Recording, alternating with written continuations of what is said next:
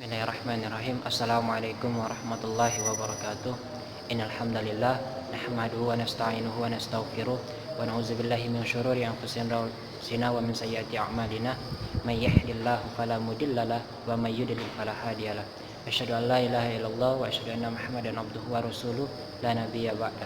Puji syukur kita panjatkan atas kehadiran Allah Subhanahu wa taala yang telah banyak memberikan nikmat kepada kita.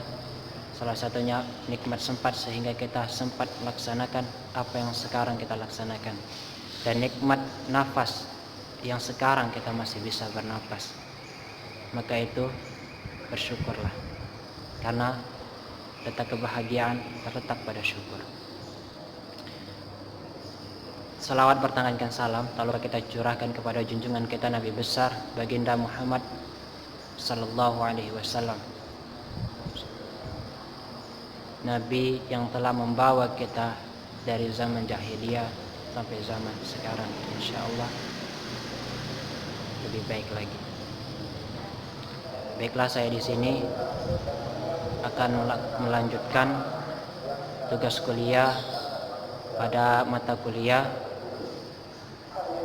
Ekonomi Mikro Islam, terutama perkenalkan nama saya Mu'alimin, salah satu mahasiswa Sekolah Tinggi Ilmu Tarbiyah Al-Quran Al-Ittifaqiyah Indralaya, program studi Ekonomi Syariah semester 2. Dan di sini saya akan membahas tentang konsep kebutuhan dalam Islam. Oke, dalam memenuhi konsep kebutuhan dalam Islam, yang perlu kita ketahui yang pertama adalah kebutuhan.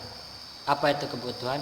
Kebutuhan adalah segala sesuatu yang diperlukan oleh manusia terhadap benda atau jasa yang dapat memberikan kepuasan dan kemakmuran kepada manusia itu sendiri, baik kepuasan jasmani maupun kepuasan rohani.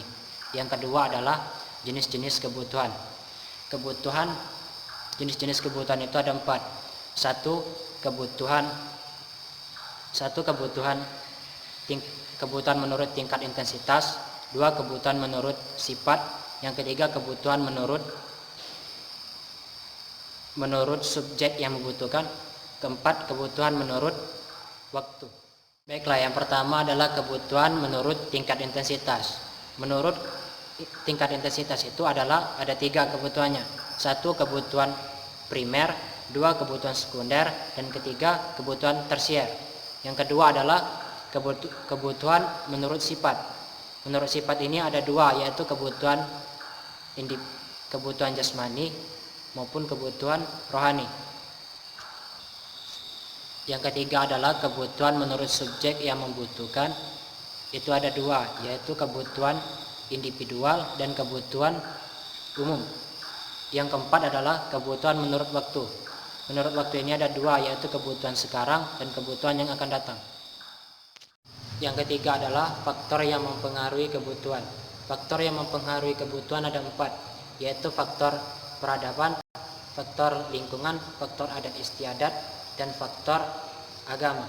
Yang keempat adalah macam-macam kebutuhan dalam Islam. Macam-macam kebutuhan dalam Islam ada 3, yaitu kebutuhan daruriyah, kebutuhan hajiyah, dan kebutuhan tahsiniyah.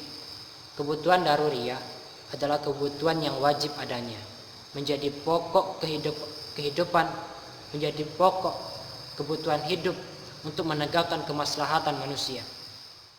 Yang kedua adalah kebutuhan hajiyah.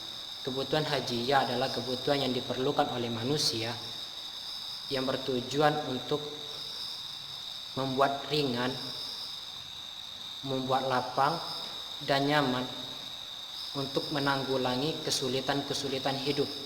Yang ketiga adalah kebutuhan tahsiniyah. Kebutuhan tahsiniyah adalah kebutuhan yang diperlukan oleh norma atau tatanan hidup dan perilaku menurut jalan yang lurus. Mungkin itu saja yang bisa saya sampaikan. Lebih dan kurang maaf kepada Allah saya mohon ampun. Baik dan benar datangnya dari Allah, buruk dan salah dari diri kita masing-masing. Billahi taufiq wal hidayah. Wassalamualaikum warahmatullahi wabarakatuh. Jangan lupa di like, jika mau like saja, jika tidak mau ya di like.